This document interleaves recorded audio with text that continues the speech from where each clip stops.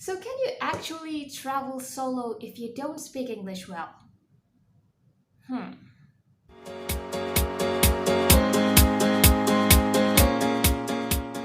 Hi, welcome back to my channel. My name is Umi. If you're new here, I'm a solo traveler from Malaysia. I've traveled all around the world on a tiny budget, and I will help you do the same. Today, we're going to talk about language barriers. This video is for those of you who are worried about traveling solo if you feel like you don't speak English well enough, or if you are traveling to countries where you don't speak the local language. But first, let's talk about English. English is not my mother tongue. It was not my first language. I only learned English in school when I was 7. I don't know how it works in other countries where English is not the native language, but in my country, teachers tend to focus more on reading and writing and not so much on speaking. So we learn a lot about grammar, about punctuation and spelling and all that sort of things because that's what we need to know to pass an exam, and that's all we care about. The other thing is we were made to believe from a very young age that if you don't speak English well, then you're an idiot. Which is a terrible thing to say to anyone, especially children, because then they're gonna grow up thinking that they have to be perfect all the time. Otherwise, people are gonna think that they're stupid. So, what happens is a lot of people do not have the confidence to speak English because, first, they never got to practice it much. And second, they have all these grammar rules inside their heads and they overthink things that they want to say. They don't want to make a fool of themselves. They're scared of making a mistake, that they end up not speaking English at all, which is not good because if you don't practice a language, then you're never going to get better at it. And we also tend to assume that all white or Caucasian people speak English as their first language, which was a big problem for me when I first started traveling to countries like Australia and all the countries in Europe, because most of the people there are white. And I thought that they all speak English as their first language. So that means they probably speak it fast and they have less patience to deal with people who are struggling with the language.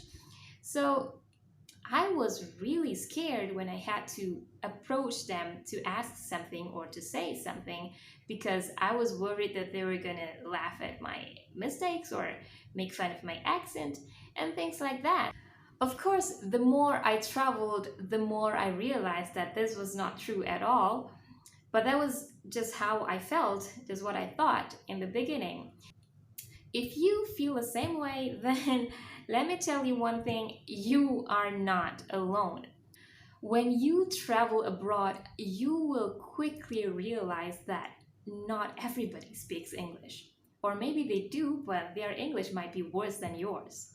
So really, you don't have to worry. Don't let the fear of language barriers stop you from traveling, because you need to remember that the real purpose of language is for you to understand and to be understood. Let me give you an example. So let's say you need to go to the toilet, but you don't know where it is, and you just can't think of how to ask for it.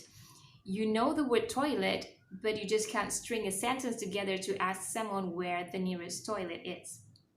So you approach someone and you say something like, toilet? And they point you to the right direction. You see, if you could do that, then you're already good enough because you got your message across and you got what you wanted. And basically, that's all there is to it. It doesn't matter if you have to use sign language or any kind of language that you can think of.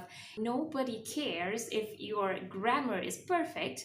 Of course, it's going to make your travels a lot easier if you know the local language or if you know English, but it's not impossible. With today's technology, you don't really have to worry much because you can use Google Translate, and I'm sure there are a lot of other apps out there that can help you translate.